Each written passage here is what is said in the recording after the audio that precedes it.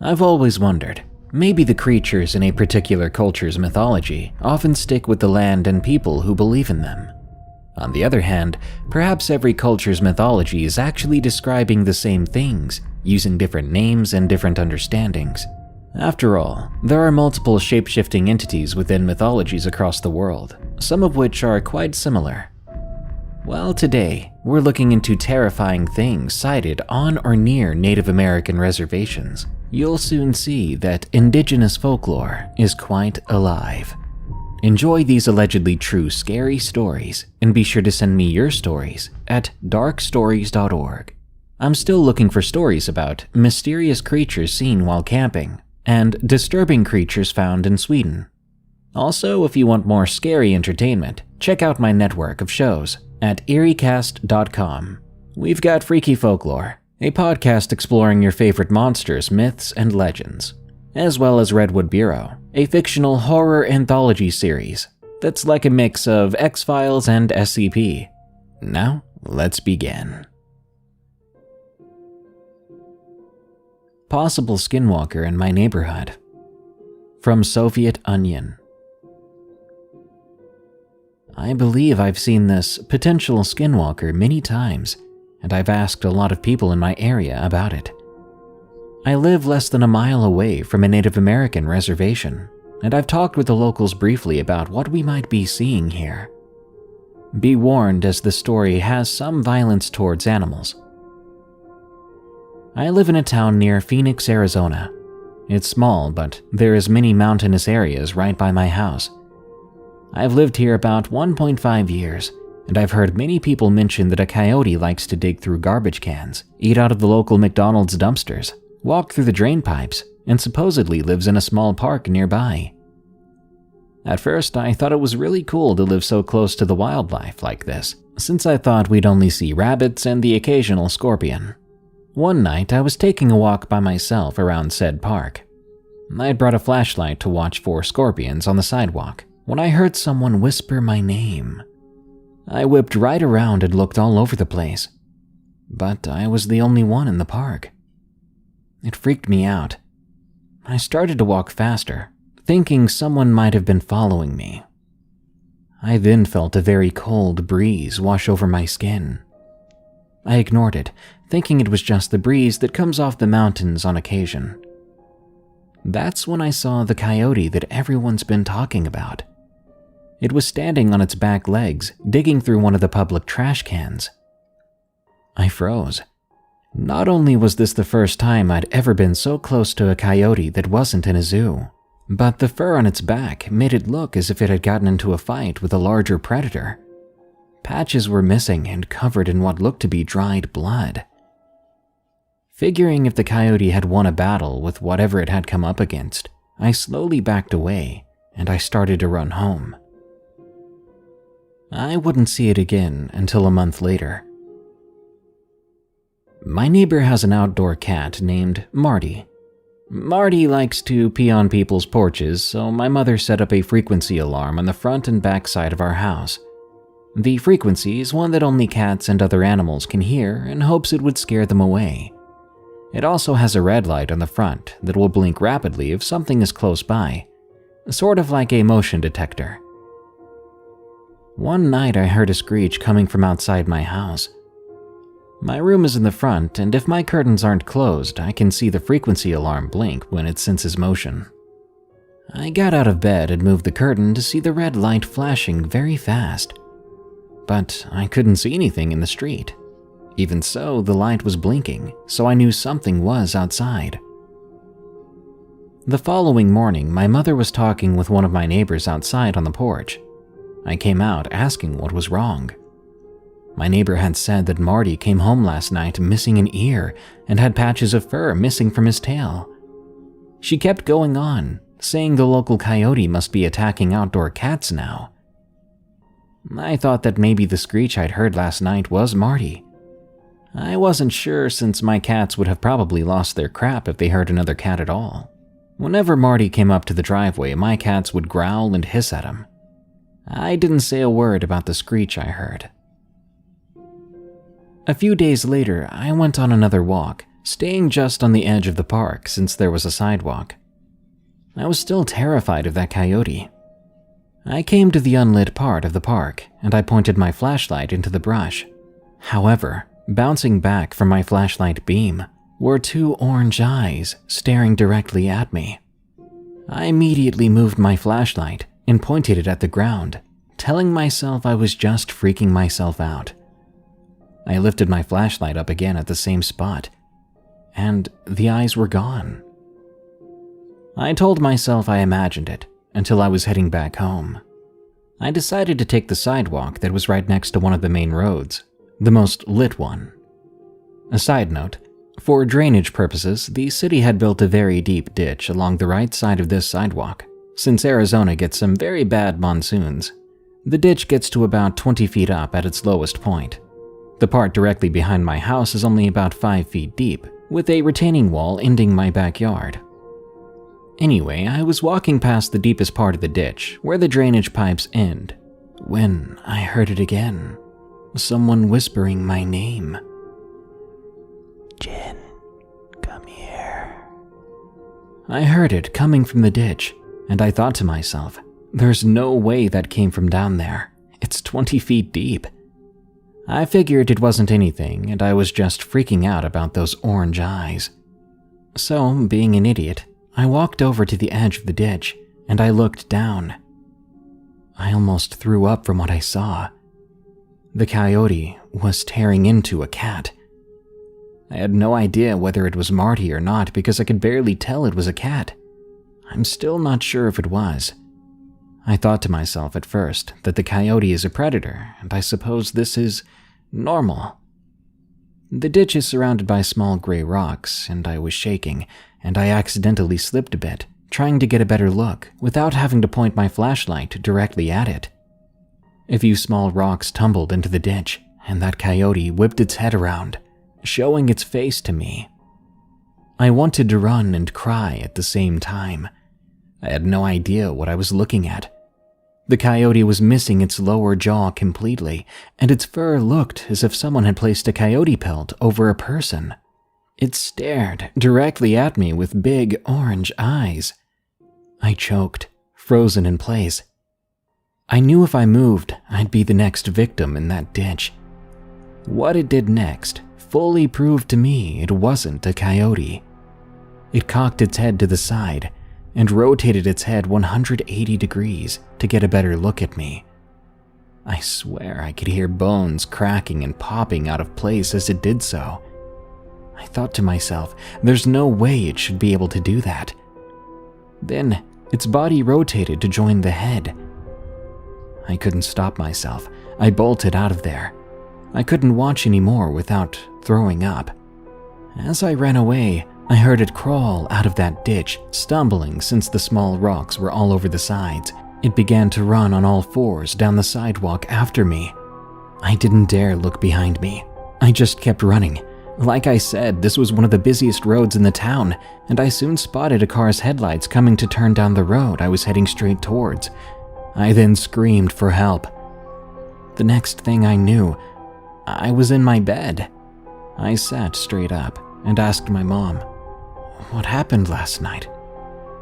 All she told me was, "You came home from a walk with our neighbor Susie, who offered to drive you home since you were really tired." I calmed down a bit and got dressed.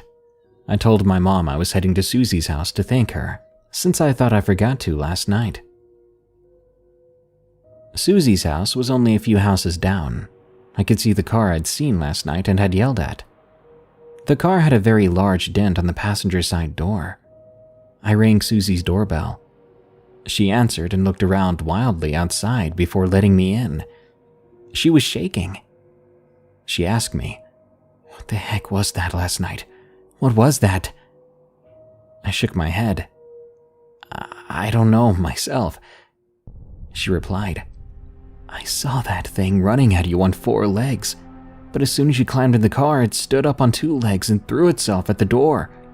I just stepped on the gas and got you back home, and I didn't see it after that." I told her what had happened to me. She told me she was going to install a security system around her home after that. She was just as freaked out about it as I was, and we swore never to tell anyone in the neighborhood, so that they wouldn't freak out too. I didn't see it for a while, until I began to hear stories from my neighbors about the local coyote eating out of trash cans again. And unfortunately, someone had found their dead cat's body completely torn up in the ditch where I'd seen it. There were also reports of strangely active wolves around the mountainside.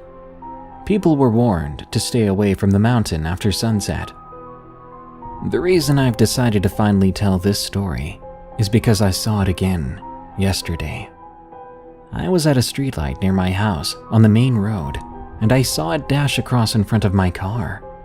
Its back legs were bent the wrong way, and still, its lower jaw appeared to be missing. It freaked me out so bad that I wanted to warn at least someone.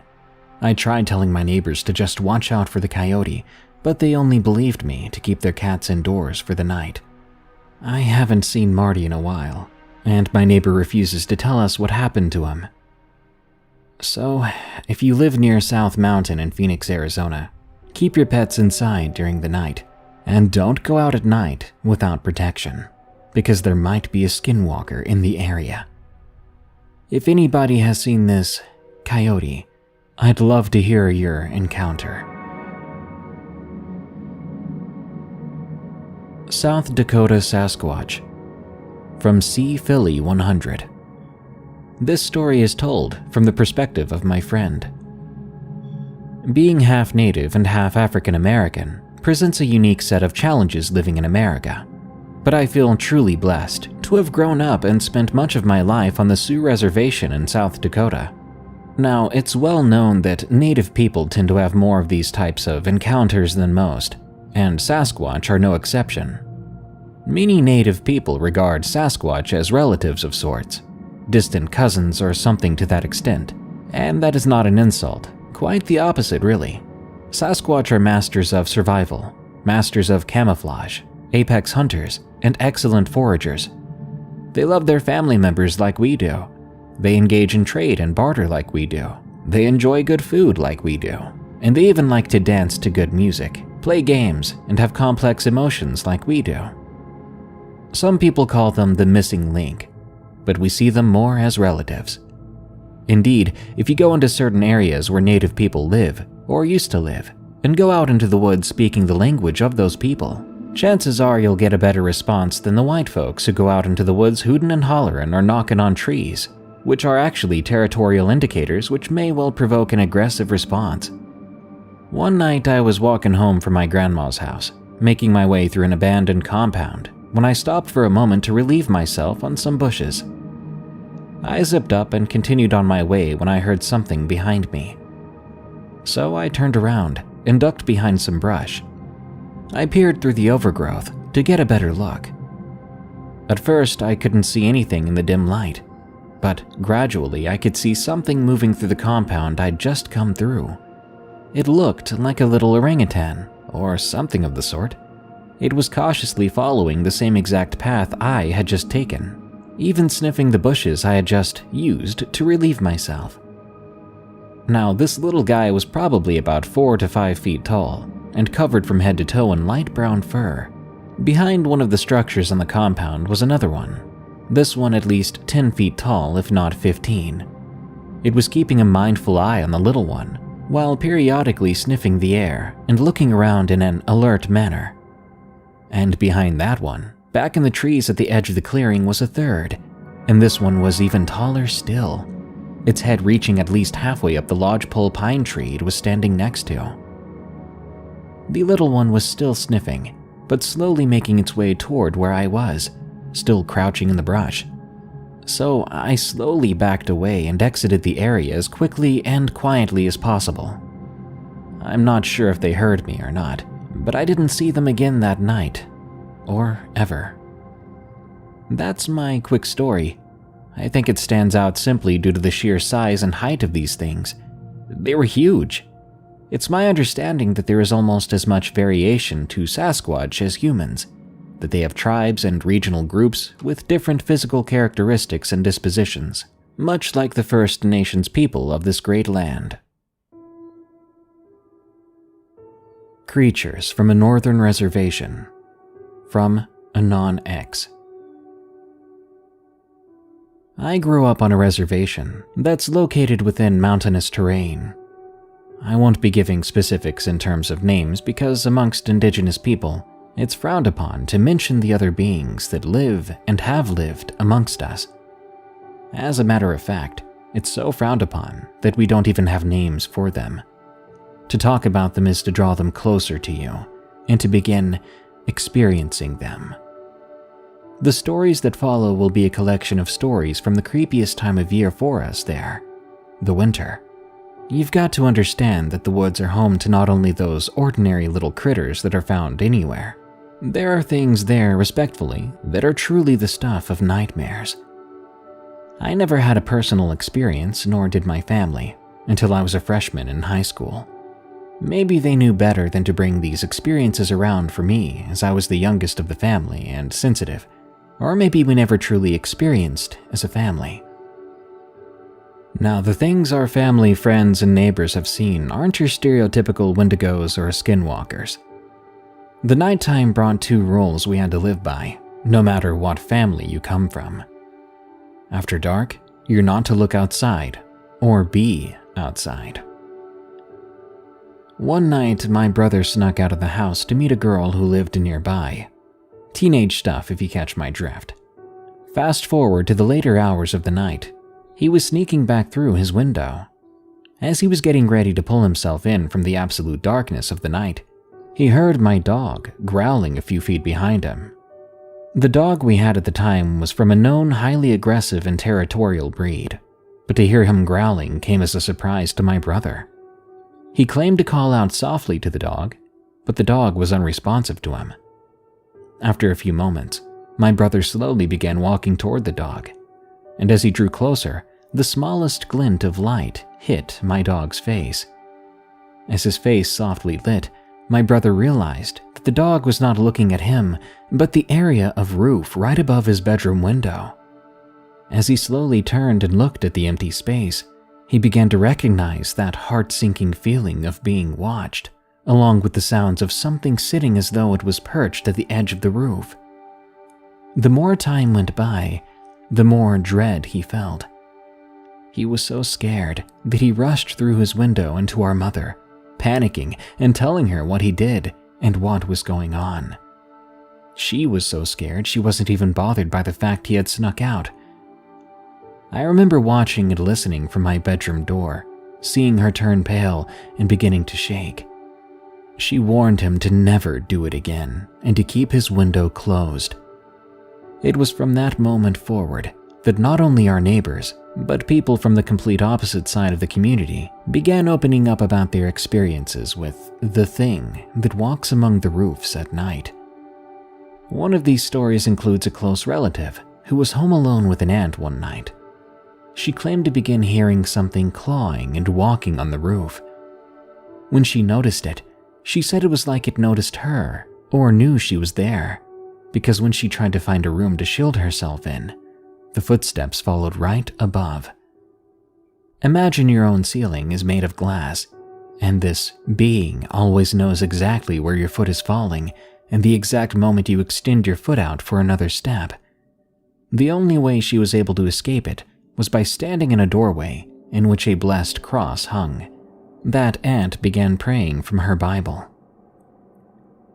It wasn't until I reached my 20s that I would personally begin experiencing this creature on a weekly, yes weekly, I'm not exaggerating, basis. It was like clockwork once snow began to fall.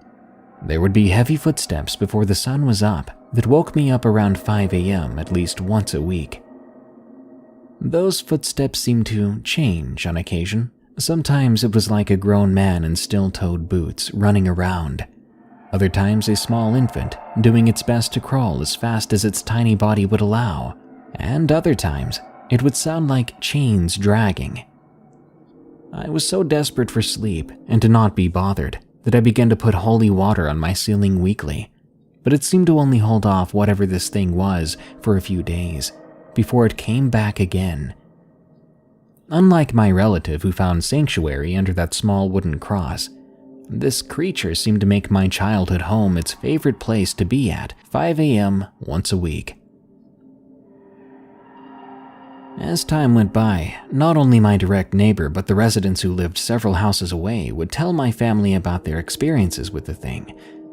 One neighbor was simply sitting in his living room when he began to hear walking above him. It left him paralyzed with fear, and all he could do was sit and stare in horror at the area above him. Another friend who lived 3 houses down was taking out her trash when she began to hear walking right above her doorway. She was so scared, she ran inside and refused to be out at night for months. But the list goes on with the small stories we've been told. Like the rest of the animals looking to escape the frigid temperatures of winter in the mountains, the other beings migrate to warmer places as well. It's believed as well that the area our reservation was placed was a cursed place, and they had very little to do with it until they were forcibly colonized there. Now we knew why the amount of creatures we shouldn't ever wish to see seek it out. They, along with deer, mountain lions, bears, coyotes, flee the harsh winter in the mountains surrounding our home. Another one of these creatures was something that could only be described by our people as a demon who took the form of a black cat. Luckily, I never had an encounter with this being, but someone close to me had, briefly. She, as well as the other kids in her area, were out riding bikes one weekend afternoon. She claimed that as they waited on one other kid to show up on the broken gravel road for the ride out, what she described as a large dog that was so black that no details were even recognizable on the body appeared. She said they all stood there, staring and trying to make out which neighborhood dog it possibly could have been. The more they looked at it, the more she said something wasn't right. It just stood there, watching them until they got freaked out enough to finally get a move on. It wasn't until I brought up this demon-like creature my people warned of that she got noticeably serious and almost on edge. She then opened up about this brief but strange encounter. I can go on and on about the amount of stories that left our friends, family, and neighbors shaken to the core for hours, but for now, I'll keep it at what seems to be the 2 most nightmarish creatures our people have continuously shared a space with since we were forced into colonization. Although this might interest people in seeking out these beings, I simply ask that no one actually take the time to. You never know what will want to follow you home. Make your home its home as well. My people had unfortunate circumstances that placed us on the one bit of land that we knew and still know is home to horrific, nightmarish, and cursed creatures. So trust me when I say, this is a horror you do not want to carry for the rest of your life. Nor is it a horror you only want to experience once. My own mental state is scarred enough. I want little to do with the night.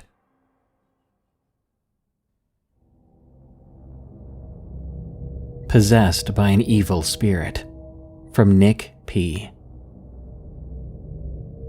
I'm from New Mexico, and I'm also a Native American from a tribe located in the state. I won't name the tribe for privacy reasons, or say what part of the state I'm from. I'll start by saying that growing up on the reservation as a tribal member, you're exposed to a lot. Tribes tend to take their tradition very seriously and try to preserve it the best they can. Native tradition can be very rewarding and bring joy and happiness. However, there are things that happen that are not talked about on the res. It's no secret that there are people that are plain evil, and their intentions are to turn something that's pure into something wicked, or just flat out destroy it. We've all heard of skinwalkers and wendigos, evil beings and spirits that torment people or corrupt their mind with evil. As outrageous as those creatures seem to be, believe me when I say such things do exist. I've had run-ins on my reservation with dark entities, and I've heard plenty of stories from fellow tribal members or friends that have experienced similar things. For example, the things they experienced include unnatural whistling in the back hills of the reservation at night, or moving shadows in the trees, or arroyos that are black and misshapen, or owls that have an uncanny largeness to them, that perch up in nearby trees watching your house all night long. But this story I'm about to share with you didn't happen to me or anyone I know. It happened on a Pueblo reservation here in New Mexico. I was in high school at the time of this incident. I went to a school where it was nothing but Native Americans, thus you had to have native blood in you to attend this school. Going to this school, there was always rumors going around of sketchy things kids would see or hear on campus. Most of it was just that, a rumor, made up incidents to scare each other. But one day, what I thought was a rumor actually turned out to be true. While I was at school, I overheard a group of students talking about something gruesome that happened to someone. "Did you hear what he did to the body? After he did that, he sat there with his face painted," I heard a girl say to her group of friends. What the heck? I thought. I didn't know who these students were talking about or what they meant by "he sat there with his face painted."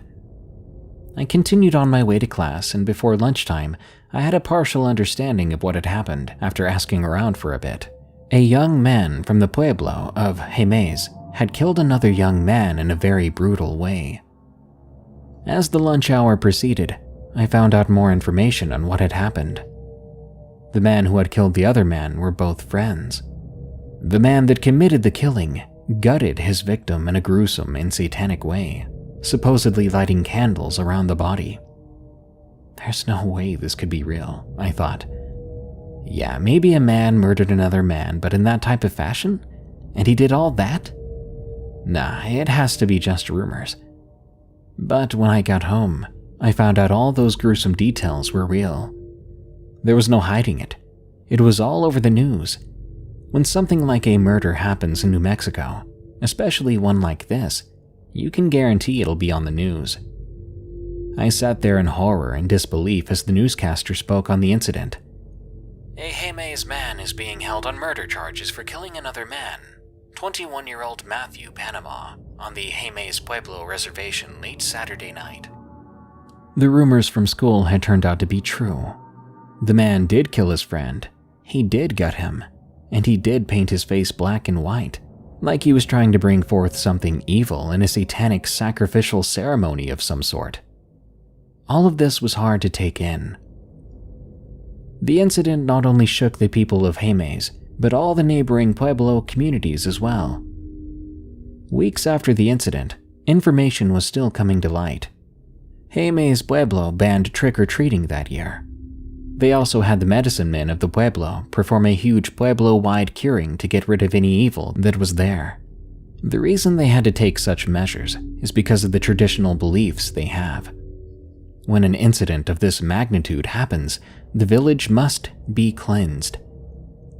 I don't blame them for taking such steps. They, as well as myself, believe this man was possessed by something that was pure evil, and it corrupted his mind. Some would compare it to the evil spirit of the Wendigo, or maybe something along the lines of a skinwalker. The Pueblos have their own names for those evil spirits, and I do believe one had gotten inside this man, or he was involved in black magic. But whatever the case may be, something sinister was definitely involved. Now, some of you might think I'm making this up or exaggerating on the details.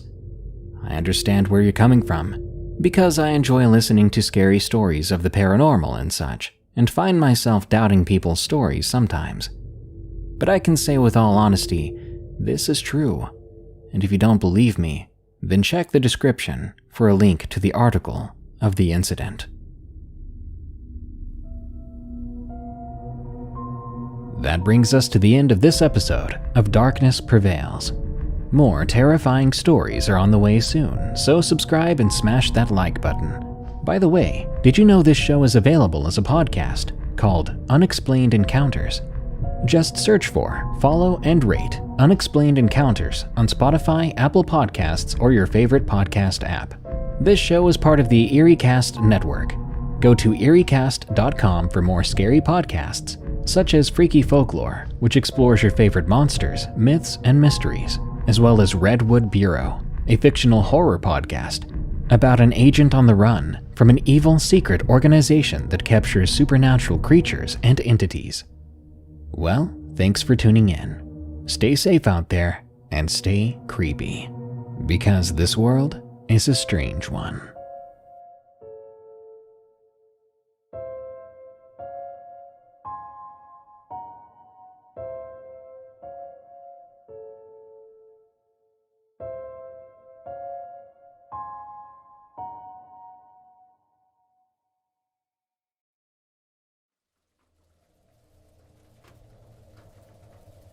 A few years ago, I was renting a house in Northern California. The neighborhood was just outside the suburbs.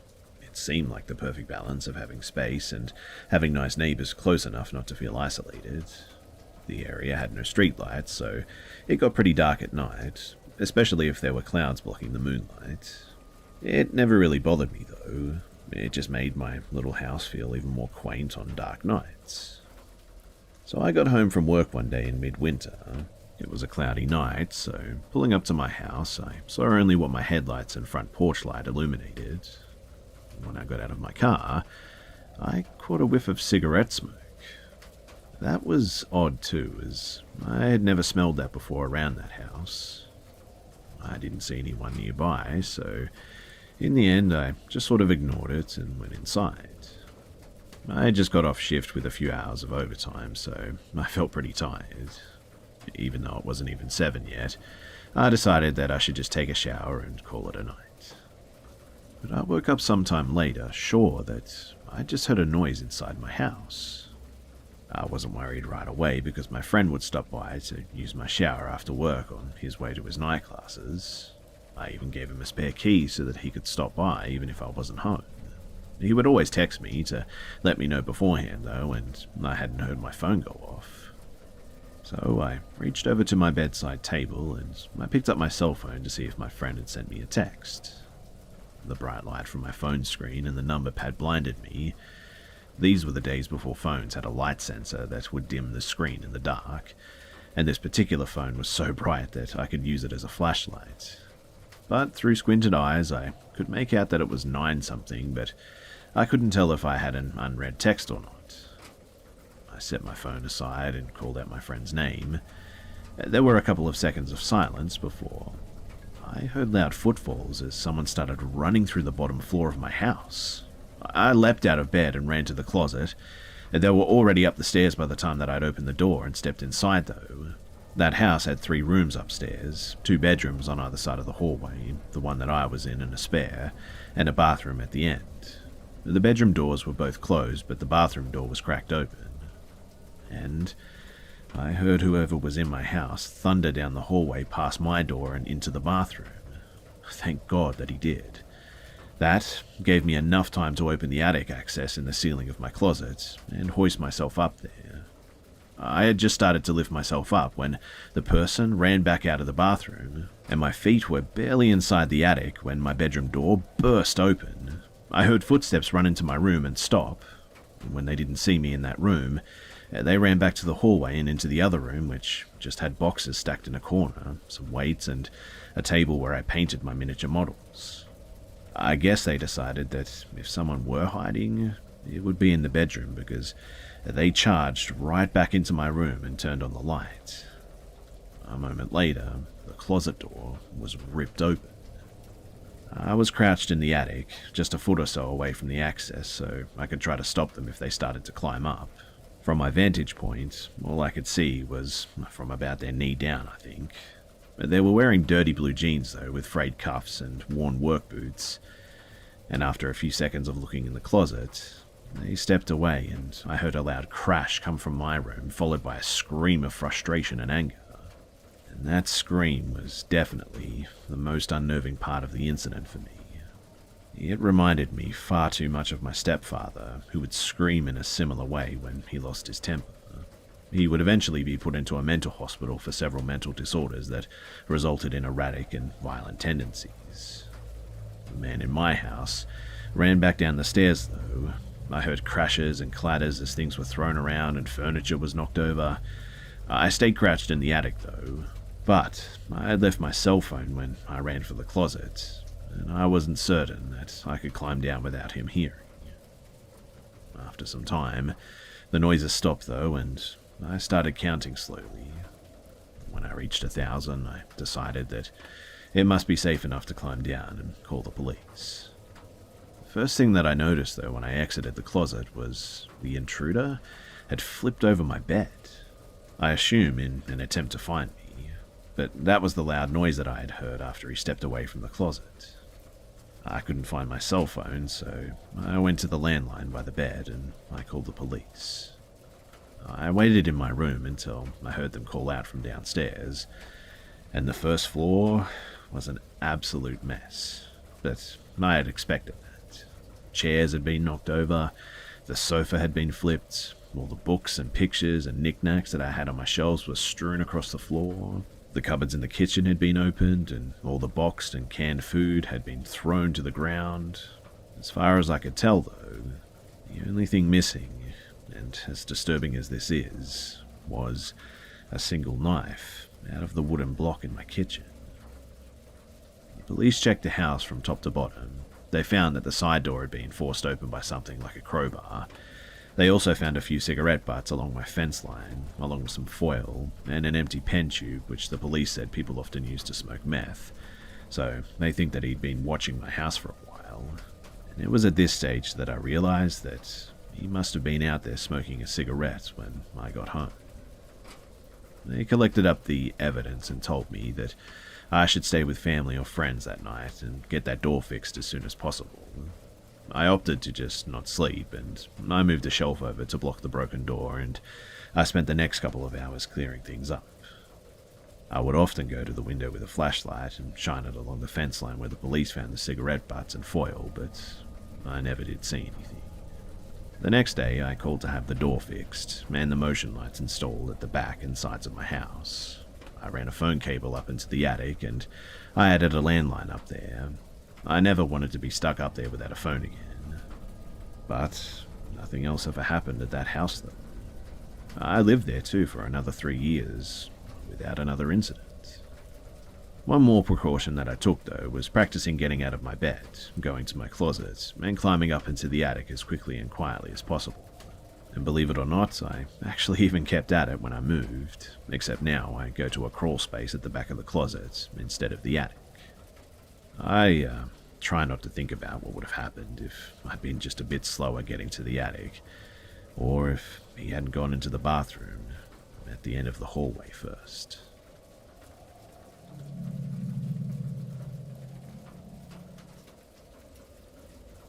So I'm a 23-year-old woman.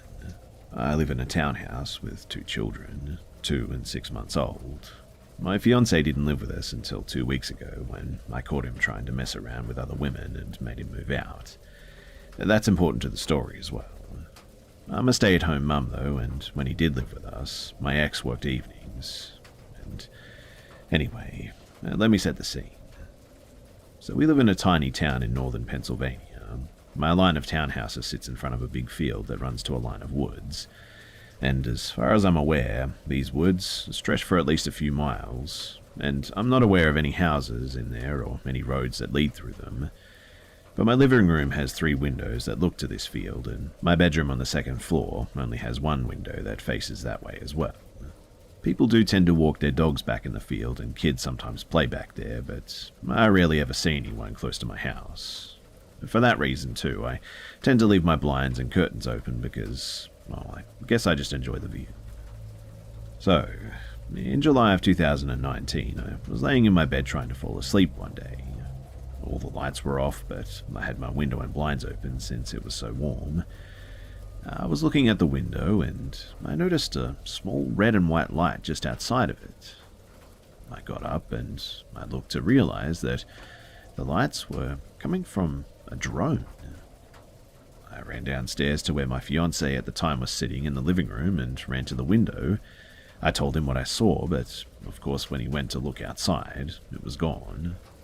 I was paranoid that the drone could have had a camera on it or something and someone was watching me with it, so I decided that I would keep my blinds closed for a while after that. Fast forward to January of this year though, I guess that I stupidly got comfortable and assumed that whoever it was flying the drone was just a one-time creep. My blinds were open and I'd just gotten out of the shower. I was sitting on my bed pretty much butt naked except for my underwear, scrolling on my phone when, out of the corner of my eye, I saw lights again out of the dark window. It was that damn drone again. So I ran out of the room and waited for a few minutes. I peeked back into my room and it was gone, I guess.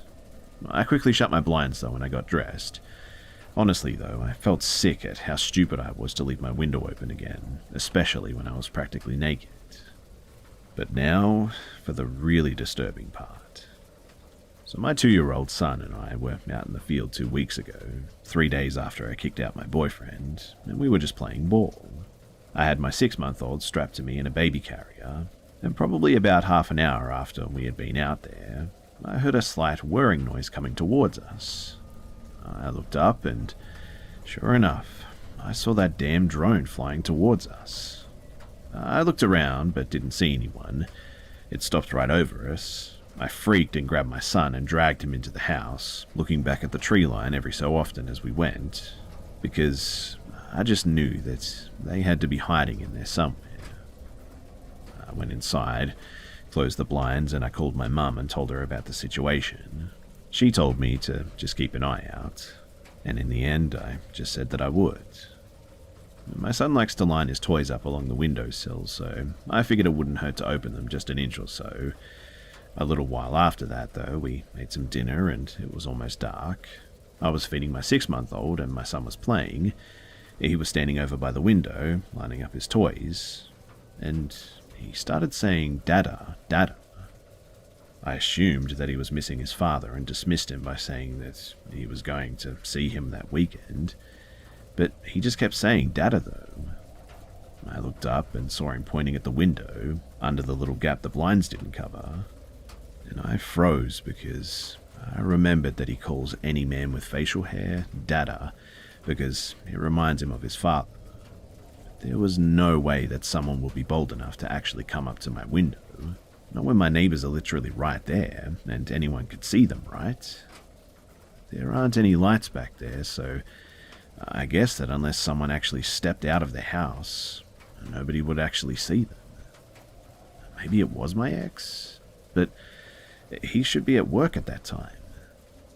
I ran to the window either way, and I moved my son. I didn't want to lift the blinds, but honestly, I was sure that it had to be the person who had been creeping on me for the past year with the drone, and I wanted to see who it was.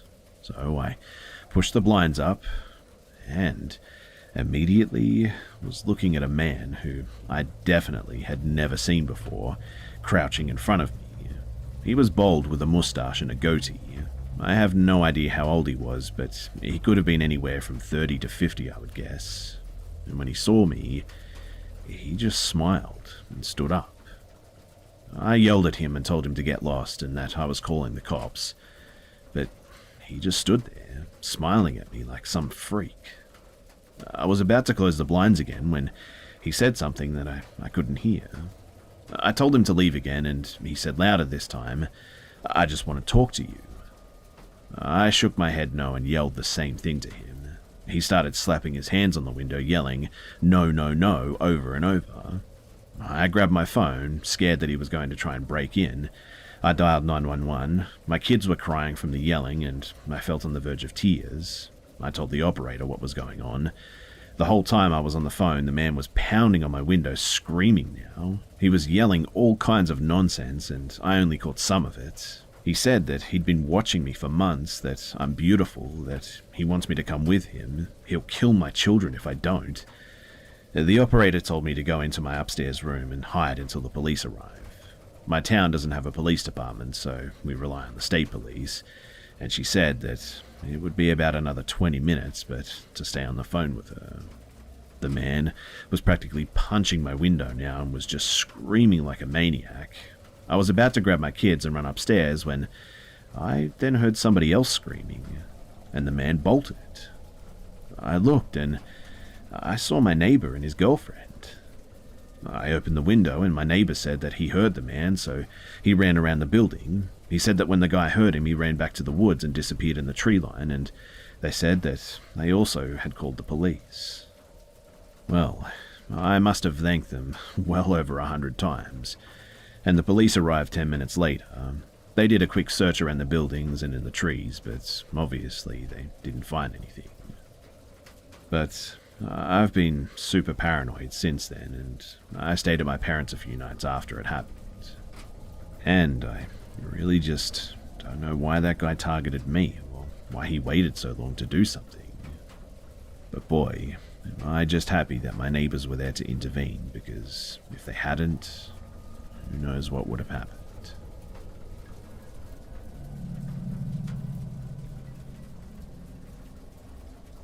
So this happened when I was around 12 years old. It was in the middle of the night at my house. My dad would work the graveyard shift at his work, and since it was the weekend, I had stayed up most of the night, and it must have been somewhere between midnight and 1 a.m, and my dad had told me to lock the doors and go to sleep, which I did. I went to my room and finally went to sleep, but only for about an hour, because at around 2 a.m, I woke up to the sound of knocking on my back door. It scared me awake, and after taking a few moments to process what I heard, I decided that it was probably just my dad knocking on the door, or maybe he just forgot something. Me being really exhausted, I knew that he had a house key on him, so I just told myself that he would unlock the door himself. But the knocking continued. It was pretty creepy, and then the next thing I knew, the knocking stopped. And then it started again, but this time at a different location, which meant that someone was knocking on the window in my kitchen. I continued to reassure myself that it was just my dad. I didn't understand why he couldn't just unlock the door himself. He always had a key on him. I felt pretty freaked out though, so I wasn't answering the door. If anything, my dad would call me to open the door on my phone, which was next to me anyway. The knocking started again at another window. I was terrified now, too scared to get up and check who was out there. The knocking wasn't stopping though, and the next thing that I know, the knocking moved next to my front door, at a harsher level too. And that was when it hit me that I couldn't move. I was frozen in fear. I couldn't scream or talk or move any muscles. My heart was dropping as the knocking moved to another window, closer and closer to my bedroom window where my curtains were see-through. I still couldn't move though. I didn't know what to do or say. I could only stay out as my fear consumed me. I moved my eyes over to the window, and then my heart stopped when I saw a man peering through my window. A tall man with a dark ski mask on. I could hardly make out the details because it was so dark, but I think his mask had some sort of a skeleton design on it. He tilted his head slightly. I tried to scream, but nothing came out. So I closed my eyes hard and started telling myself it's not real over and over again. I opened my eyes and nobody's there. I sighed in relief until I heard a loud whisper tell me, "I'll cut you." Everything suddenly stopped. I couldn't move again not long after this. I really couldn't sleep anymore that night, obviously. It didn't feel like a dream anymore. I've never experienced sleep paralysis before either, and everything just felt so real. The strange thing too is that I really don't remember what happened that night, but I pray that I'll never have to experience anything like that again. It was one of the most frightening moments in my life that I've ever had to deal with, and I think it was real, but I don't know, I'm not too sure. I was home alone that day, so nobody could really back me up, but the following morning I asked my dad when he came back from work if he came back earlier that day and knocked on my doors and windows, and obviously he didn't. Before the video starts, just a quick reminder to go check out the Chilling app. If you can't get enough content from me here on this channel, myself and other narrators here on YouTube are providing hours of unique and spine-tingling scary story narrations exclusively over on Chilling. There's new narrations for me added weekly, and there's new professional narrators constantly being added to the list. There's literally hundreds of hours of scary stories to binge on, from monsters, paranormal, thrillers, and true scary stories. The Chilling app even has classic novels, true crime stories, and chilling original series. And this all can be enjoyed with their one-of-a-kind ambient menu, where you can mix in immersive and relaxing sound effects like a crackling fire, dark storms, and chill rain, and adjust their volumes independently and a sleep timer so you can drift off to dreamland without interruptions after. And guess what? They just added the ability to download stories you're listening to, so you can listen offline now as well. Click the link in the description or the pinned comment to try the free trial of the Chilling app, and after that it's only $2.99 a month, which makes it completely ad and interruption free. And don't forget, Chilling is giving away a PlayStation 5 bundle. There's another link down below with simple instructions on how to enter. A winner will be announced February 28th, 2022. Thanks so much, friends, and enjoy the stories.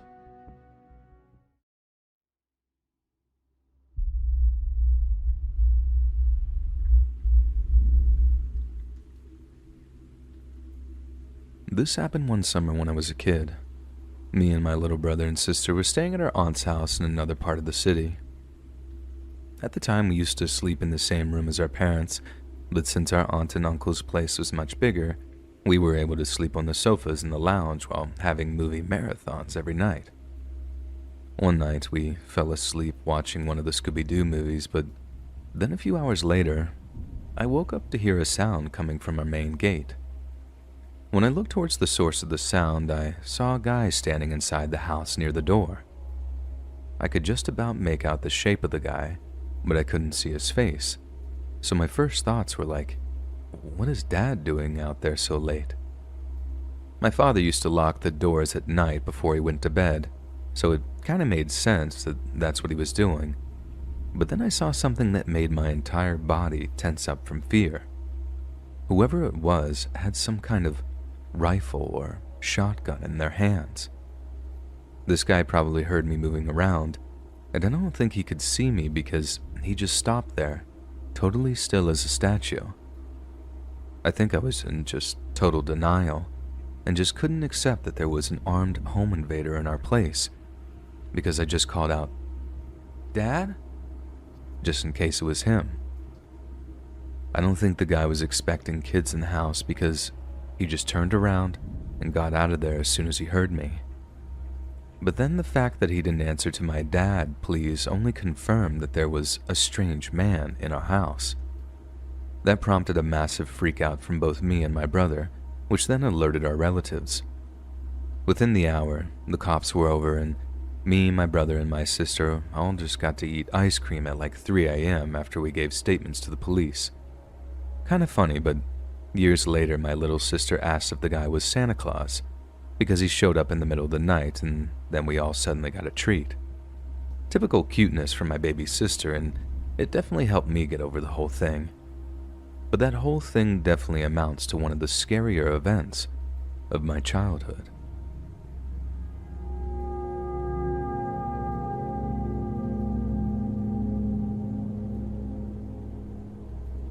My story is not one where I was the target of someone's stalking or harassment, but one where I was the guy who was at the right place at the right time, and I'm fairly certain my inadvertent intervention may have saved someone I'd never met from, well, who knows what.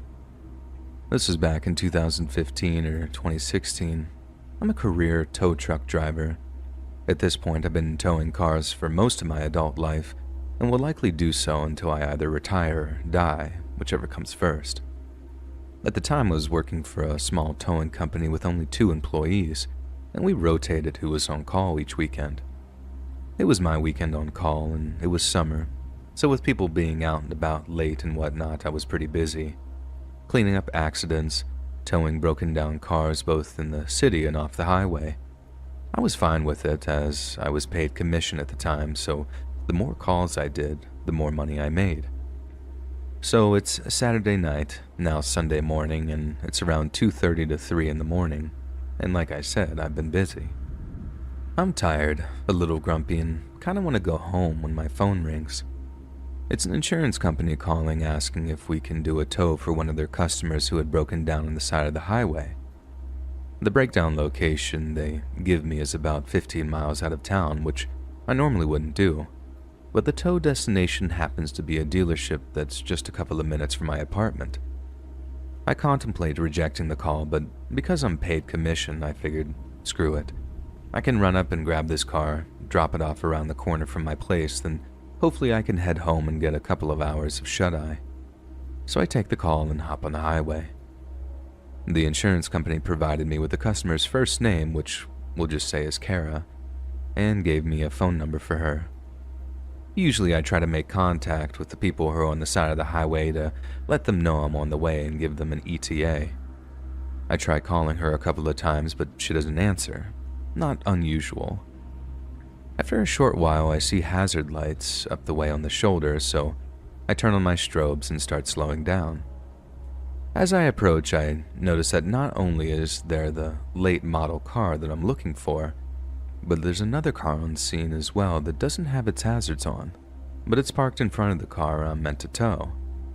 This is annoying, but not uncommon, as I need to be able to get in front of the disabled car in order to load it, and sometimes people don't realize that. But because the other car is there, I instead pull up behind both cars. You do this so that, as the tow driver, you're the one that has to make the weird maneuver of pulling off the shoulder and back onto the shoulder, and that the other cars just have to drive straight forward on the shoulder. Otherwise, if I pulled out front, then the other car would have to go around me, and it's unprofessional and unsafe to make them do that. Standing at the trunk of the late model car, which is now directly in front of me, are a man and a woman. The woman is probably in her early 20s and dressed to the nines for a night out. She's about 5'1", 5'2". She's wearing tight leatherish or something pants, a halter top, long black hair, very pretty individual. The man is probably around 5'10", skinny, maybe 150 to 160, wearing a dark hoodie and dirty jeans. They're standing very close, facing each other. She has her arms crossed and he's leaning down talking to her. I stepped out of my truck and approached them both, introducing myself. They separate a few times and I look to the woman and say, "Are you Kara?" She nods. I say I'm here from her insurance company and ask what's going on with the car. Immediately the man pipes up and says, "Yeah, it's just having some fuel issues. It's an easy fix. Can you just drop it off at this commuter parking lot? I'm gonna fix it for her there." I'm rather annoyed at this because the commuter lot in question is further up the highway and I'm already 15 miles out of town. Like I said before, I only took this call because it was supposed to be coming back toward my apartment and I really wanted to go home. Not only that, but in order to change the original tow destination, I would have to call the insurance company back, wait on hold for who knows how long for a representative, then let them know of the change and try to get them to pay me extra for the deadhead miles back home after unloading. And I really didn't want to do any of this. And thirdly, this is a late model car. I'm no mechanic, but it's not enough that whatever is wrong with it is likely covered under warranty, so the dealership is really the best place for it to go anyways. I explain this all to the guy, but he's not really having it. He gets stern with me, saying something like, "Look man, you just need to take the car where I tell you to take it." We go back and forth on this for maybe 60 seconds, and he's just getting angrier. Well, you know what man, you're not the named insured. Kara is. The easy way to settle this is to ask what she wants to do with the car, and whatever she says is what I'll do. Fingers crossed, she'll want me to take it to the dealership so I can get home sooner. I turn to look at Kara to ask her that question, and I don't see her right away. She's no longer standing where she was just a minute ago, which was slightly off to my right. I continue to not see her until I turned almost all the way around because she's standing directly behind me. And by directly, I mean within an inch of my back, arms still crossed. I look down at her and she locks eyes with me. Her eyes are as wide as plates, almost like an owl, and immediately it feels like she's staring into my soul. She didn't say a word and she didn't have to. I took a step back and did what felt like a double take. I looked at him, then at her, then at him again, then back at her. And it slowly started to dawn on me that maybe something isn't right.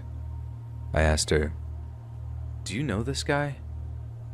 and she ever so slightly shook her head no. The expression on her face when I asked her that will forever be burned into my skull. I turned to the guy and was like, "Oh, you gotta go, man." Now, I'm not a tough guy.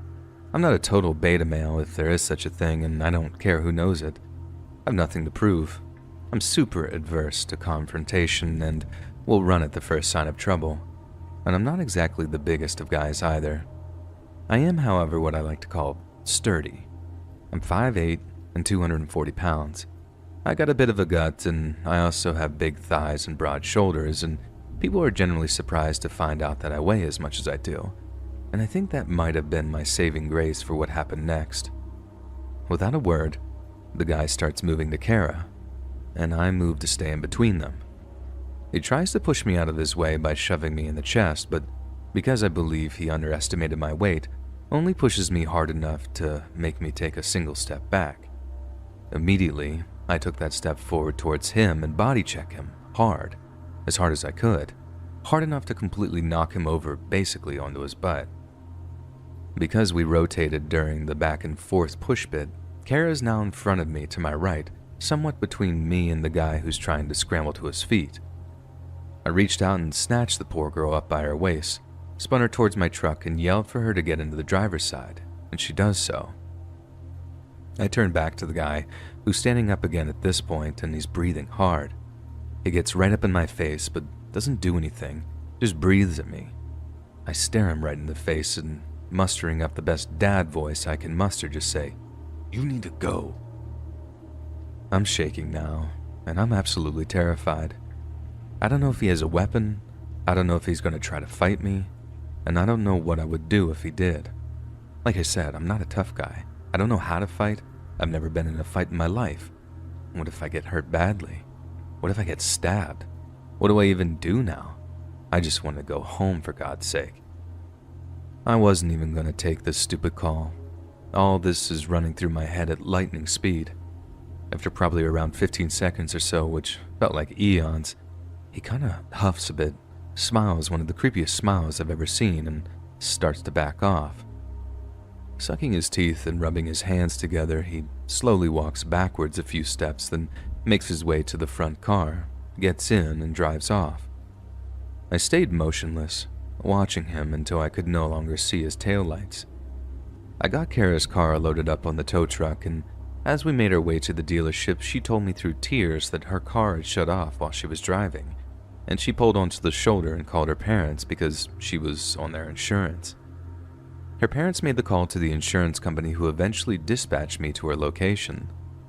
While she was waiting, a bit after she made the call, the guy pulled up in front of her and walked up to her passenger side window to try to talk to her, asking if she needed help, etc., and she told him she was fine, that a tow truck was coming, and she didn't need any help. He persisted, and she tried to tell him off, and eventually tried to roll up the window. Apparently, he stuck his arm in the window and got the door unlocked and opened the door. In fear, she jumped out of the car, leaving her phone inside, and ran to the back of her car and stayed put there because it was in line of sight of traffic. Apparently, he was pretty lewd with her, and whenever she tried to go back to the car, he would prevent her from getting in. Several minutes later, I showed up, and who knows what would have happened had the timing been any different. Her parents were waiting at the dealership when we arrived, and she told them what had just happened. Her parents gave me a $20 tip, which was all the cash they had on them at the time, and Kara gave me a very tight and clearly heartfelt hug before I left. I never saw her again. I'll tell you what, every guy has daydreamed at some point of coming to the rescue of a pretty girl in trouble, myself included. You think you're going to be a hero, that you're going to be the bee's knees, you're going to slay the dragon and get the girl and ride off into the sunset like the king you are. But for me, being in that situation, in the moment, was one of the most terrible feelings I've ever had in my life. Forced into a confrontation I didn't want nor was prepared for, not knowing what to expect from a clearly not well-hinged individual. I didn't feel like the bee's knees, and I didn't feel like a hero. I felt like a scared little kid encountering a bully on the playground for the first time. If I'm ever in a situation like that, I will never not intervene. I just really hope I don't have to.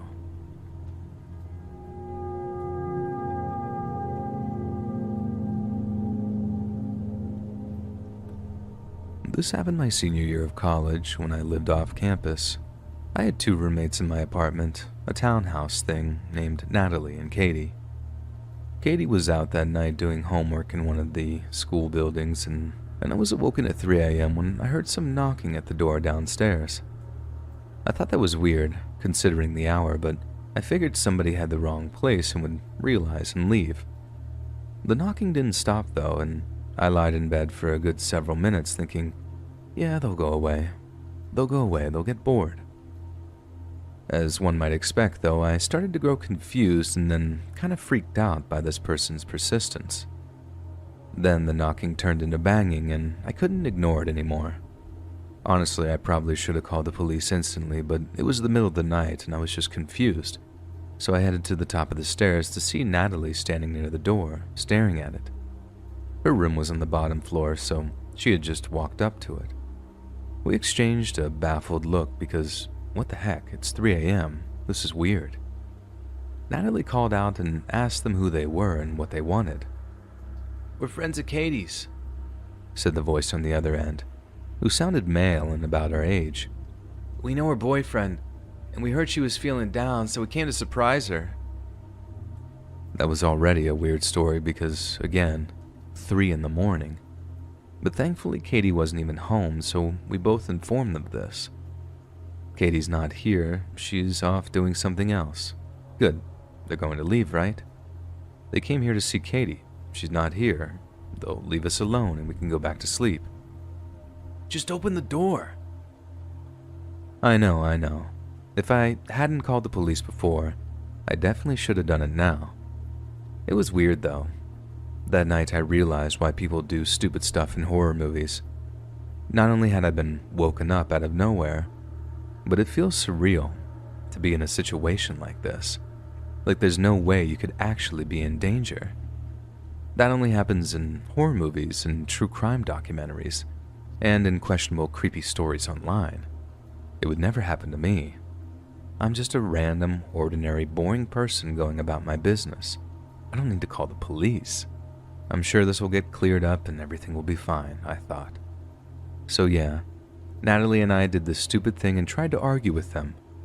We told them that again, Katie wasn't here, and there was no need for them to stay. Eventually, Natalie asked what their names were. Throughout the encounter, we made out 2 distinct voices, but only one gave us a name, and I texted Katie without telling him, asking if she was friends with someone with that name. After a couple of minutes, during which we were still arguing with the stranger, Katie replied, "I am, but I don't think she knows where I live." That wasn't good. But even worse, she? The person on the other door had a male voice, so this was a real name but not the real person. Whoever this was knew stuff about Katie, like who she hung out with.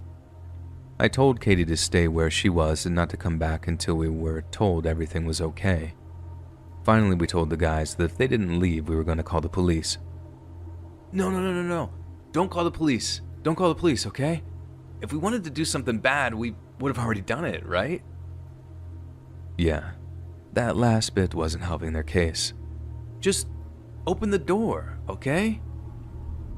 The attempts at reasoning with them basically devolved into them telling us, just open the door, over and over again, until we finally actually did call the police. We hid in Natalie's room and dialed 911 and explained what was going on. Thankfully, there was a police station close by, so it wouldn't take long for them to arrive. Unfortunately, I made the mistake of heading back into the living room and yelling through the door that called the cops.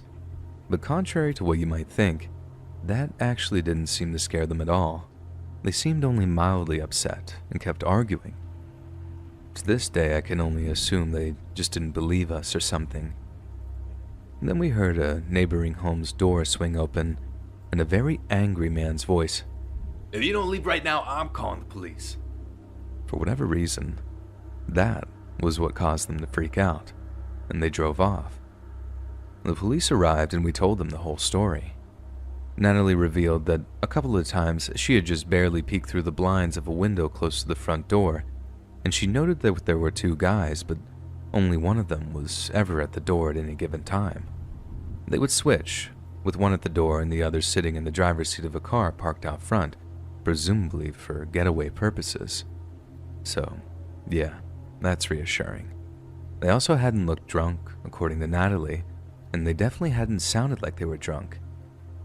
There wasn't much the police could do besides sweep the area a bit, but they told us that if the strangers showed up again, to immediately call instead of engaging with them at all. One of the officers did give us some self-defense tactics and told us what kinds of household items and chemicals would work best for self-defense. After making sure everything was okay and reassuring us, they left, and we eventually called Katie and told her the weirdos were gone. She arrived home and was understandably a bit shaken herself. We sat down and asked her who might have known where she lived. She did know people who had come to the apartment, so some people certainly, but Natalie hadn't recognized the guys outside as any previous visitors. Worse, it turned out that not only did they know Katie's friend's name, but they claimed to know her boyfriend even though he didn't even live in the state where we were going to school. She swore up and down she didn't know anyone who would want to hurt her. By this point, it was around 5 a.m., so I didn't even bother going to sleep since I was going to a workshop that morning. I told a lot of my classmates the story and it freaked them out too, and the entire day Natalie and I jumped at every unexpected noise, every shadow, every random movement. And that night it was hard to sleep. I expected to hear knocking at the door at any second. Thankfully, they didn't come back, ever. But that almost makes things more unsettling, in a way. I'll never ever know what they wanted that night. Did they think we were hiding Katie? Was she seeing less than savory people in secret? Did they want to hurt her? If they did, why did they never give up and go looking for her elsewhere? Was all of that just an excuse to get into an apartment of young women?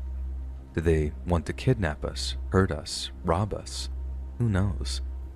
I try not to let it bother me, but I wish I knew if my life was in danger that night. I have a feeling it might have been. After all, they weren't wearing face coverings, so if they wanted to commit a violent crime, they might want to get rid of the witnesses.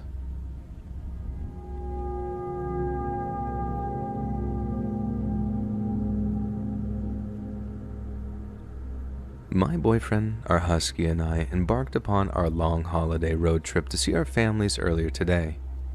14 hours of this trip takes place on a major U.S. interstate highway. We were looking for places to make our last gas stop and found a place just off the highway. We pulled off and into the desolate gas station and immediately were greeted by a fairly large, somewhat sketchy man, taking not-so-subtle glances in our direction. We both were joking that maybe we chose the wrong gas station, and boy did we. My boyfriend suggested that while he pumped the gas and run to the restroom, I take our dog and let him stretch his legs. Being a city girl, I know to always carry my mace and phone, especially at night. We diverge as I started to make my way towards the little lit side of the gas station and my boyfriend to the restroom. I made it not 30 feet from my car and was approached by a small Chihuahua mix and it had a collar on, who happily greeted our husky. We looked around for an owner while the two dogs got to know one another and continued to walk to a patch of grass with our new follower in tow. My first instinct was to help the dog and find his owner, but in the back of my mind, something felt very off, and to be honest, it felt off since the moment we pulled in. I immediately called my boyfriend and told him I had found a dog and said, "Hey, I found a dog, but something weird." He immediately abandoned his bathroom break and came out to meet me. While I'm standing with our dog and this dog, who came seemingly out of nowhere, I felt eyes on me from the employees working outside. My boyfriend expressed concern about the dog being loose so close to a major highway and further looked around for his possible owner. He approached one of the employees who was changing out trash liners right next to our car for some time now, and he asked the employee if he had any idea whose dog this was.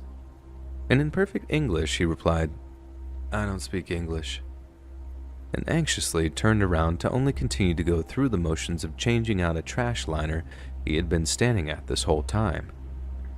He then continued to watch us chase around this dog until the dog led us behind the convenience store gas station.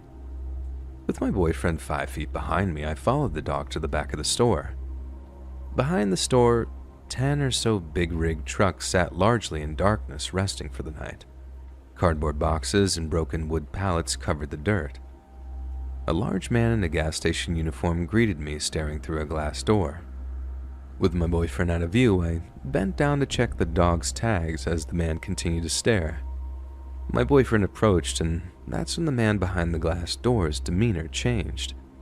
Almost dejectedly, he opened the glass door, and I quickly asked, "Do you know whose dog this is?" Nervously, he fumbled his words and replied, Yeah, that's my dog." We both exhaled and exchanged a look as if to say, something about this is really weird. We made our way back to the car, and my boyfriend remembered he had to still use the bathroom, so I settled back into our locked car. When my boyfriend got back to the car, he told me the same man we talked to at the back of the store followed him to the bathroom and stood behind him watching. That's when we realized just how creepy and surreal the last 15 minutes had been. As we drove away, we discussed the strange and creepy series of events. How the whole thing felt staged or set up. Why did the employees act like he didn't know the dog when it belonged to his coworker? We immediately Googled the small town we had stopped in and discovered it had been a hotspot for human trafficking, and in recent months, 60 people were arrested.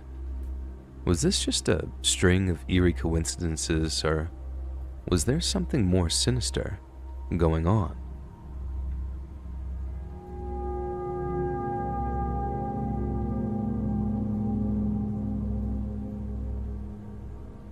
My brother's partner, best friend, and I all recently took a trip to Kansas City to go to the Orville Peck concert. We waited until sort of last minute to reserve an Airbnb because we weren't 100% sure who all was going. Nonetheless, we found one just outside of KC in a suburban area called Grandview at a pretty reasonable rate. The host's overall rating was good, and we didn't see anything out of the ordinary when reading the first few reviews, so we thought we had gotten a pretty good deal. We arrived in Grandview at a little after 3 p.m. Our Airbnb was the bottom floor of the owner's home, and as we pulled up to the house, we noticed quite a bit of religious signs and statues on the lawn. Now, don't get me wrong, I don't have an issue with people believing in what they believe in so long as it doesn't infringe upon other people's rights.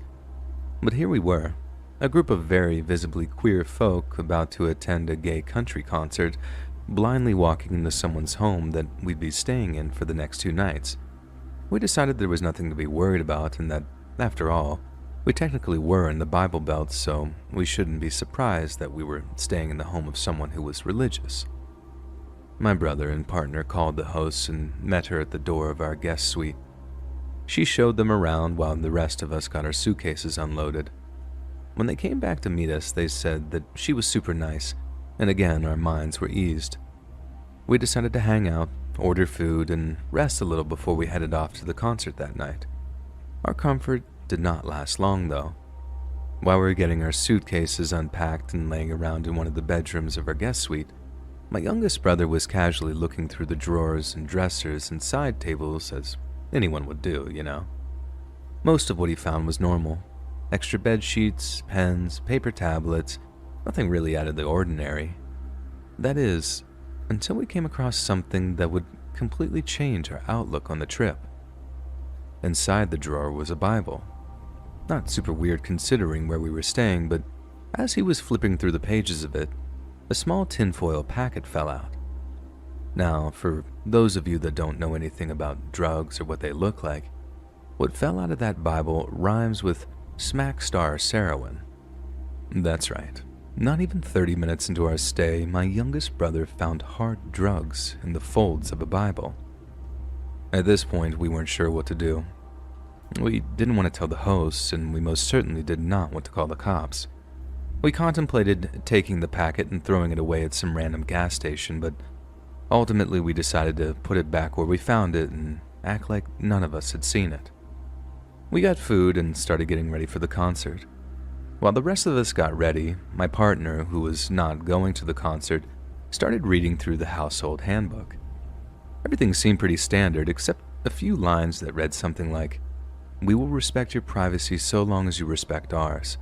We can be as available as you need us to be. And if you are interested in speaking about the ministries of God, feel free to reach out."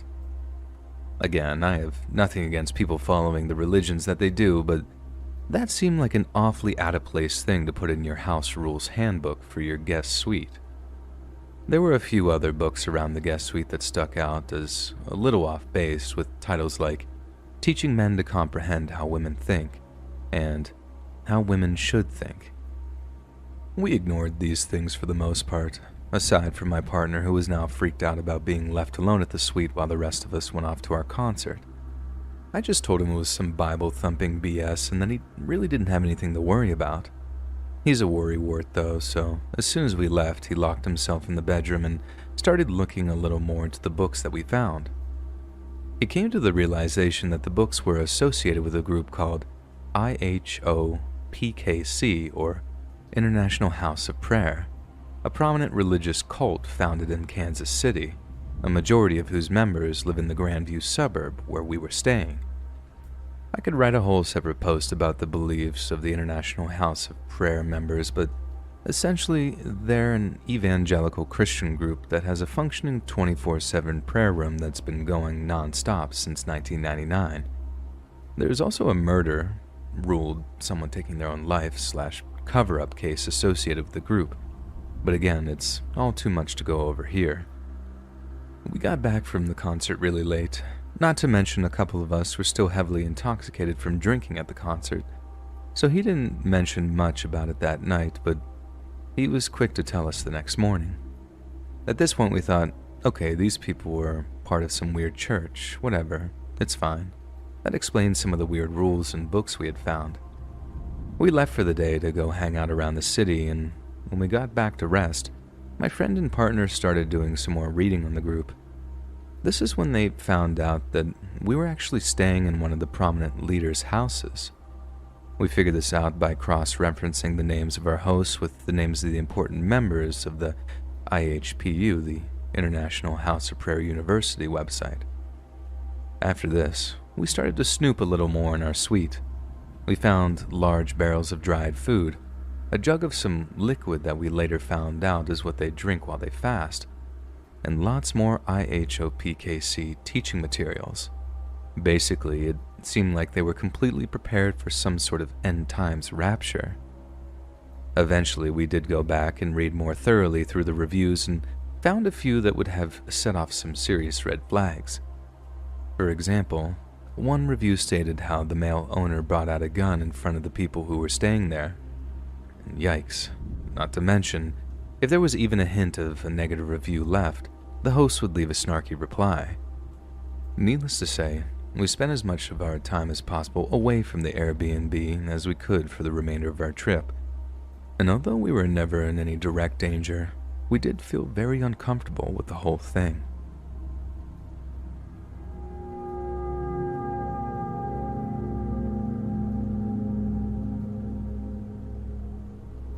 When I was about 9 years old, this would have been in the early 90s, my family and I lived in a house with a fairly big wooded area behind our backyard. I say fairly big because it wasn't big enough that you could really get lost in it for very long, but it was big enough that you could walk into it for a good 20 minutes before making it to the center. It got pretty thick in some areas, and you couldn't see any of the houses from the neighborhoods once inside. To my friends and I, it was a magical world. We played in those woods all summer long. My mom would let us go in there as long as we were back by sundown. Like I said, this was the early 90s and times were a little different back then. My best friend would come over and we would run out there and play for hours. We played hide and seek, army, Star Wars, and anything we could think of. But our very favorite thing to do was climb trees. We had a favorite tree to climb. It was a huge pine out towards the middle of the woods. The branches at the bottom were low enough that you could grab and pull ourselves up, and branches leading up there are all very strong, and we could climb very high and see a view from above most of the other trees. Sometimes when I got bored at home, I'd go out there by myself. I'd climb real high in that tree and just think about stuff. I loved being way up there. It was so peaceful and calm. One Sunday, I decided to go out on a solo mission in the evening. I knew I didn't have too long before dark, so I hurried into the woods to get a good climb in. I was up in my spot in no time. I remember it was late summer and the weather was still warm late into the evening. I wanted to be able to see a little bit of sunset, and then I'd climb down and hurry home. I just sat up there and daydreamed as I waited for the sun to begin to set. Then I heard a twig snap on the ground, and I looked straight down, and I saw a man standing at the base of the tree looking up at me. I remember he was wearing a filthy brown jacket, and he had a patchy beard. His hair was sticking up at random places, looking like he had been relentlessly running his fingers through it. He was just staring at me with a bizarre expression that seemed to be one of wonder and delight. It was an extremely unnerving look, almost the look of someone that just realized that they stumbled across the gold of the end of the rainbow, and that's the only way I can describe it. It made my blood run cold. I went completely numb, like ice had just been injected into my veins. I didn't know how long he had been watching me before I noticed him, and thinking about that still makes me shiver. We just stared at each other for a moment. He didn't say anything, and neither did I. It sounds strange, but I didn't want to scream or tell him to go away because I had this feeling that told me not to provoke him in any way. After a few minutes, he spoke. "You coming down anytime soon?" I shook my head back and forth. I didn't know what to say to him. It was clear I was very uncomfortable at this point, and that should be enough to make a decent person go away, but he only grinned at me. Then he reached his hand up and grabbed the bottom branch of the tree as if to test to see if it could hold him. I do believe he may have been planning to climb up to me, but the lowest branch was flimsy and it was not strong enough to hold a grown adult. I thank God for that. He soon realized this and gave up, but I had seen enough. I finally broke my silence and started to yell for someone to help me. I kept screaming and screaming.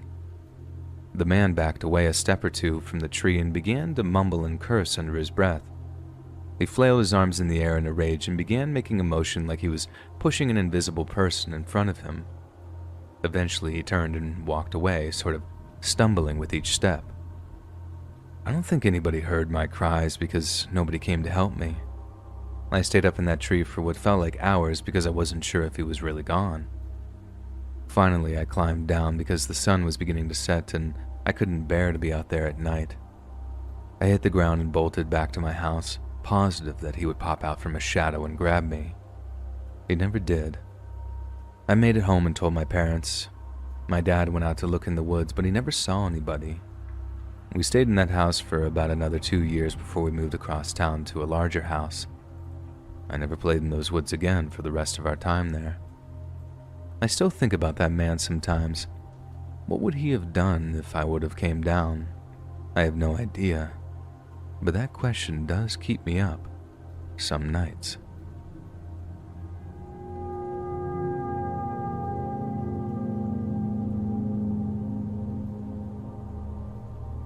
When I was 8, we moved to military housing adjacent to the big base. I was a weird child and spent a lot of time in my tree reading if I wasn't out with the local hooligans playing in boxes like overgrown cats. There was a pomegranate bush in our yard, so I would eat one while lounging on a thick branch with an R.L. Stine novel. I kept noticing this guy walking back and forth on multiple occasions, but who was I to judge what an adult does? I was home alone one day, so I stayed in my backyard while reading in the shade of an overgrown bush, but still visible to a passerby. That same guy was looking around our backyard that faced the tennis courts and open desert wilderness. He starts casually trying to lift the gate hatch, so I ran inside and locked the doors. I told my parents later on and they listened but thought I was being dramatic. About a week later, I was at my friend's house with 3 other girls. We were in bathing suits playing in hose water in a mini pool trying to find relief from the sweltering heat. My friend's house faced a large park and one of them noticed this guy watching us. Someone went in to tell their parents, but the guy must have noticed all of us going from wild animals to a small circle with little animation. My friend's mother was from Korea and ran out with a wooden spoon yelling and raging in Korean. She chased after the already retreating lurker but gave up, locked us inside and called the base police. I told them about the lurker, but I couldn't be sure if it was the same one. The mother noticed he had a camera with him. It was back in the 90s. We ate Keebler cookies, vanilla with fudge in the middle, while her mother sobbed to the police. Human trafficking is a more tangible fear for some than others. Base police called my parents and they finally took me seriously. The house was searched, which I thought was just normal protocol. I was heavily monitored by them and not able to do much without my mother in arm's reach. One day, about a week or so later, we were eating lunch at a fast food place and I recognized the guy. I tell my dad and he asked me if I was sure, and when I confirmed, he lunged at the guy and threw him back in his chair. The base cops came and looked through his camera to find pictures of me with my friends and at recess. He was arrested immediately. The weirdest part about it, he had broken into our house and made some rat's nest, I assume, of my things in his home. They found everything from baby pictures to clothing. The worst part about it? No charges because my dad was about to retire and get a big job in Michigan. He was also high-ranking, which probably had nothing to do with it. When talking to my mom about it years later, she told me he had accessed our attic and cut through the AC vent to watch me through it. That would also explain why my room was always hot, but now I wonder if she is the one being dramatic.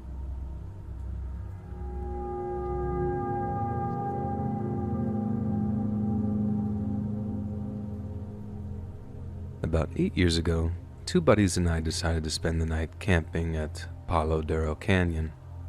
We're from Amarillo, Texas, so it's less than 20 miles away. This is the second largest canyon in the US next to the Grand Canyon, and while you may be wondering what kind of spooky stuff we may have run into as young kids of just 17 years of age, this isn't necessarily that kind of story. Instead, us 3 friends were some of the only around our age that we knew that didn't indulge in partying. No drinking, getting stoned, nothing of that nature. So, of course, we think a perfect getaway on a Friday night would be the canyon. We didn't even own camping supplies. We just went to Walmart and bought some and headed out on a whim. We make the drive and get to the state park at around 5 p.m. We entered the gate and set off to find a spot to pitch a few tents. We pull into the campsite area that has 2 separate canopies with picnic tables and respective grills for cooking. In the middle of both canopies, a fire pit. Nobody was there, so we thought it was the perfect place to set up camp. We bought some coolers with soda, some hot dogs and hamburgers to grill, and a stereo to jam some tunes while we hung out and enjoyed the last few hours of daylight in the Texas summer heat. After we pitched our tents, a truck with a small camper RV moseyed on to our site. A man and a woman get out and surveyed the area. The man saw us and waved with that friendly Texan hospitality. We waved back, of course, and went about our business. We ate dinner and the sun was starting to set. I noticed that the man and woman didn't pitch a tent and that they probably just intended on staying in their camper. We built a fire and sat around it in some portable chairs we brought and saw the man walking towards us. He introduced himself as Doug and said that he cooked a lot of extra food if we wanted any. We politely declined and told him that we already ate, but we appreciated the offer. He said, "Hey, as long as you guys have eaten, it's no big deal." He waved again and set back off to his camp. About an hour later, he comes back with a brown paper bag and comments on the music we were listening to. Says how back in the 70s, he went to all these festivals and basically just rambles on how it's awesome that we're so young and still keeping classic rock alive. He noticed that my friends have guitars and actually yells over to his wife to come on over. By this point, we don't think anything weird of it, we just didn't know him or his wife, and he was obviously drinking and just invited themselves into our space. None of us have the spine to say anything to him about it, so we all just sat around the fire trading stories, as much as three 17-year-old boys can with a couple probably in their late 50s, early 60s. After what seemed like a lifetime of nonsensical stories with these people we don't know, he starts trying to get to know us on a more personal level. Super polite, but obviously a little drunk. Asks us if we have jobs or if we're in school, and we all reply. He says that he works at a United supermarket as a stalker and has for the last 15 years. Basically says that if any of us need a job at any time, then we can put him as a reference and he can get us on. He says his full name for us to reference just in case any one of us wants to apply. This is important for later. Anyways, finally the wife starts nodding off. All liquored and bundled up, she fell asleep in her chair. Luckily, that was the cue for Doug to get her back to the camp and put her to bed. When they walked back to their site, the three of us looked at each other and eye rolled because we were all such doormats and basically let this stranger come ruin our night. We see that it's close to midnight, so we decide to put out the fire and get ready for bed. Doug trots back over to our site.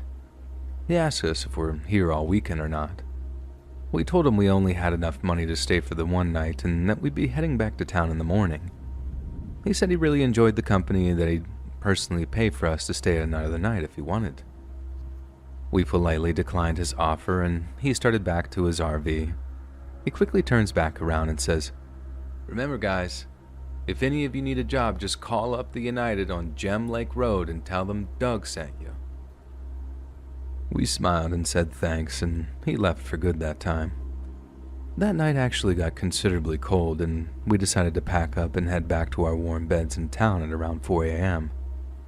As we were leaving the canyon, we almost hit a deer and veered off the road. Everyone was okay, but we were definitely shocked because it was so late and we had gotten no sleep at that point.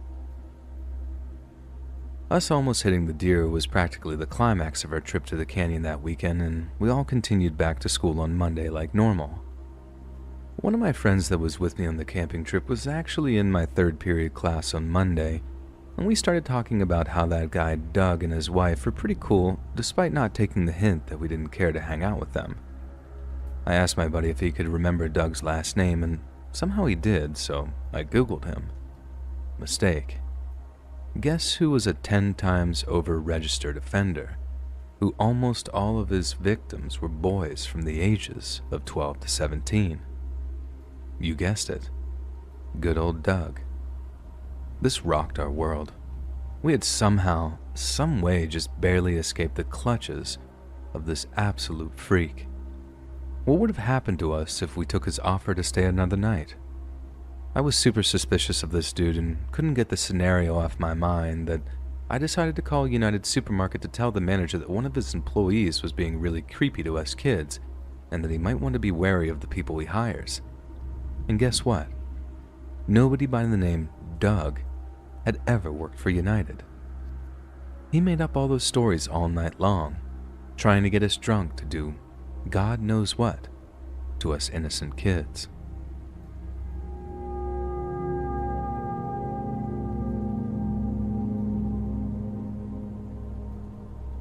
I was a senior going to a pretty well-respected community college near my hometown. One of my classes was an intensive public speaking course with a professor that I adored. At the start of the semester in this class, nothing was out of the ordinary.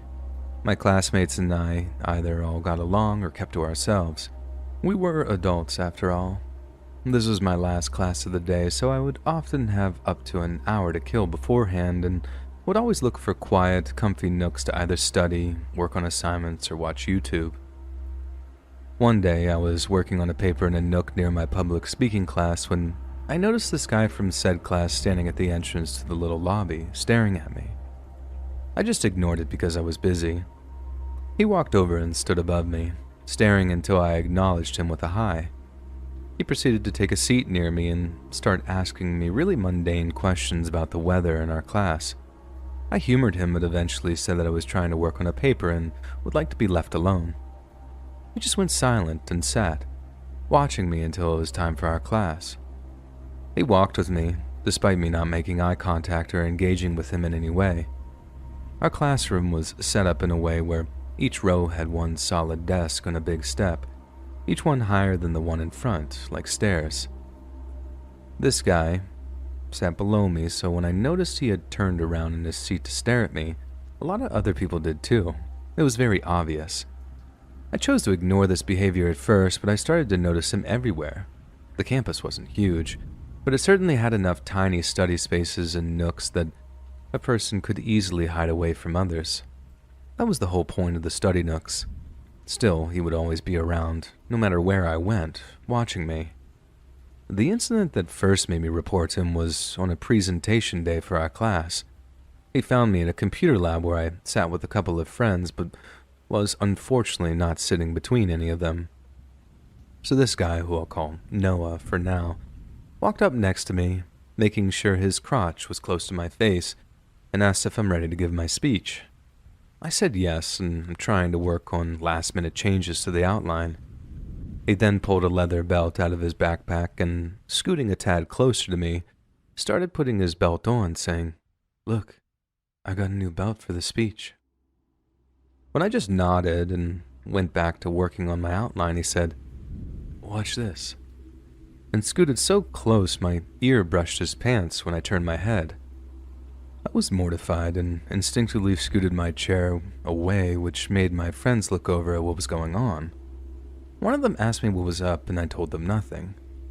Noah eventually walked away after getting his belt on, and then I told everyone what happened. My friend Nicole told me to report him after I explained his other behavior. After class that day, I did. I went to the student advocate and told her everything that happened, that I was uncomfortable, and asked what I could do. She told me, I think he may be on the spectrum or just socially awkward. Have you tried getting to know him?"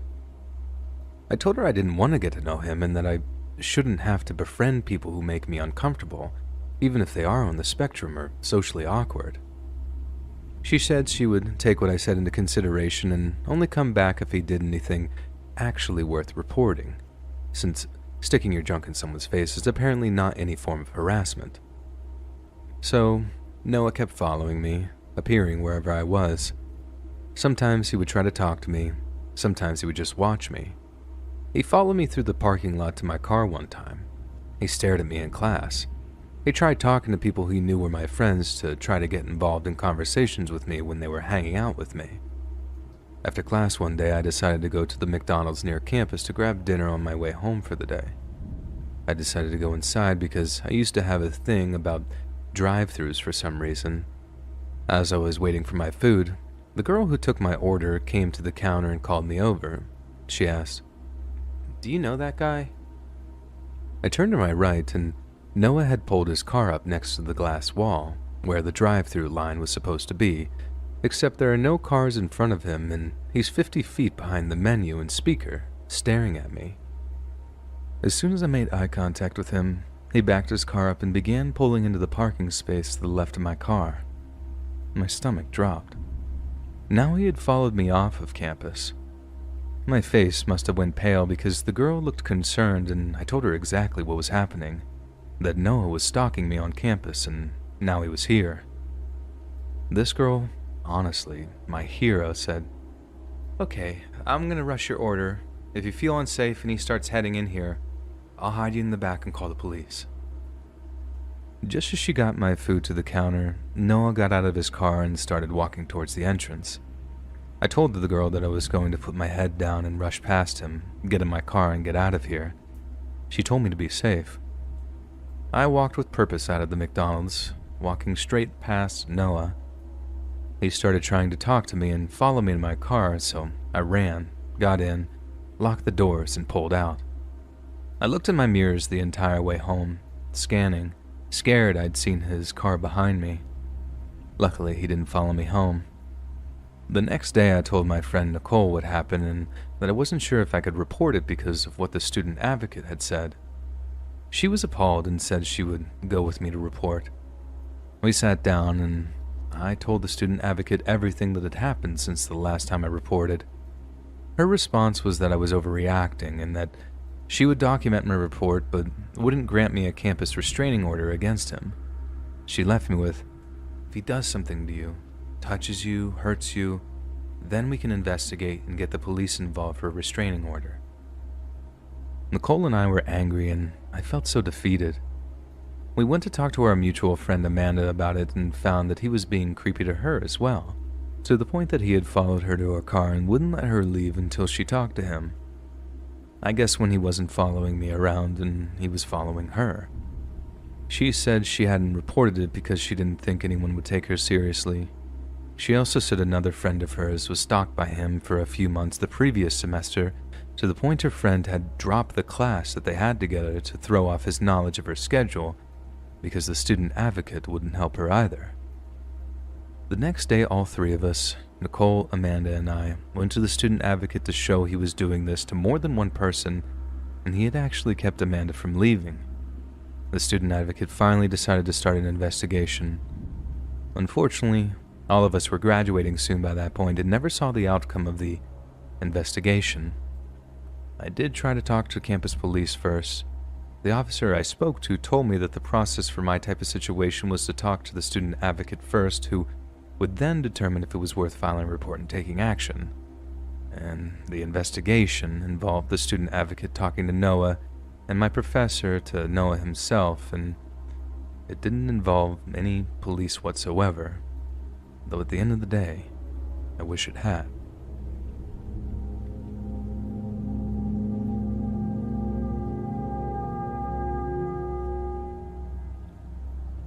A cop car was following me, but didn't turn on their lights.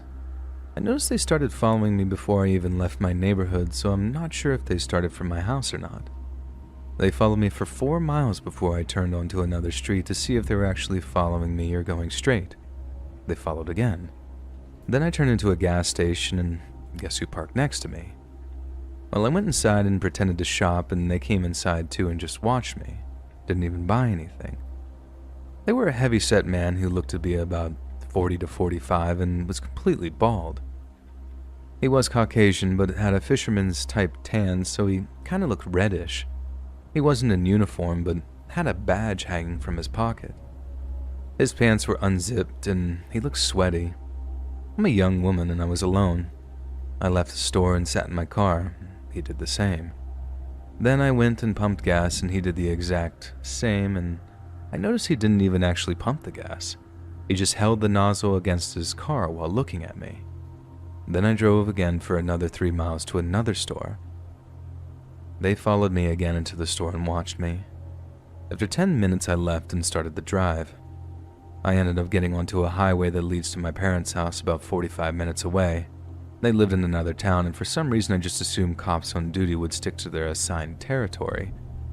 Of course, I didn't think about how a man creepily following me around town would probably bend the rules of the job. I didn't even know if my assumptions were true. After about 20 more minutes of driving, he finally stopped following me, and I really want to know what he was doing and why. Hey friends, thanks for listening. Click that notification bell to be alerted of all future narrations. I release new videos every Monday, Wednesday, and Friday at 7 p.m. Eastern Standard Time. If you got a story, be sure to submit them to my subreddit, r/Let'sReadOfficial, and maybe even hear your story featured on the next video. And if you want to support me even more, grab early access to all future narrations and bonus content over on Patreon, or click that big join button to hear about the extra perks offered for the channel. And check out the Let's Read podcast, where you can hear all of these stories in big compilations and save huge on data, located anywhere you listen to podcasts. Links in the description below. Thanks so much, friends. And remember, the earth is a cream-filled donut.